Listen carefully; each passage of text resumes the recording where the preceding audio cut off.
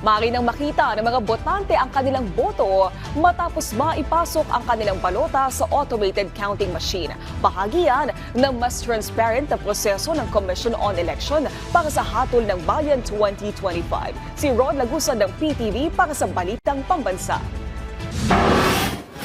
Tinitiyak ng COMELEC ang pagkakaroon ng transparency sa proseso nito para maipakita na may integridad ang magiging resulta ng 2025 national and local elections. Sinabi ni COMELEC Chairman George Erwin Garcia sa isang forum na kasama sa pagbabago na mararanasan ng mga botante ay ang pagkakaroon ng pagkakataon na makita ang kanilang boto matapos na maipasok nila ang kanilang balota sa automated counting machine. Makikita ng botante yung picture ng kanyang balota. 15 seconds sa harap, 5 seconds sa likod.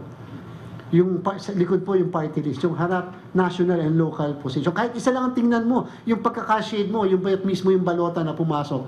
Pagkakataon para makita kung tugma ba ito sa binoto ng isang botante at kung sakali namang hindi magtugma. Meron pong form na pipilapan sila, yung challenge form na pwedeng sabihin na iba yung nakita kong resibo doon sa mismong balota. At yung po yung magiging parte ng pwedeng maging basis ng election protest o protesta upang i-challenge yung results sa mismong presinto na yan. Or pwede pong gamitin din yon para po i-challenge yung results pagdating po sa canvassing sa bayan o kaya sa syudad. Binigyang din naman ni Garcia na nakakatiyak sila na hindi ito magbabago. Kasabay nito, ang mga poll watcher rin sa bawat presinto ay magkakaroon ng pagkakataon na makakuha ng picture at video na naturang ballot images matapos makapag-transmit na ng resulta at makapag-print na ng election returns. At para sa internet voting sa mga Pilipinong nasa ibayong dagat, papayagan ng poll watching sa mga opisina ng mga embahada o konsulada kung saan gagawin ang pagbibilang. Habang magsisimula ang enrollment para sa mga overseas voter simula sa Abril at magtatagal hanggang Mayo. Samantala, panawagan naman ni Garcia na maamyendahan na ang batas kaugnay ng certification ng automated election system. Magdadalawampung taon na yung batas eh. Hindi po na-anticipate na ganyan na mahaba ang proseso. And therefore, isipin niyo po simula 2010.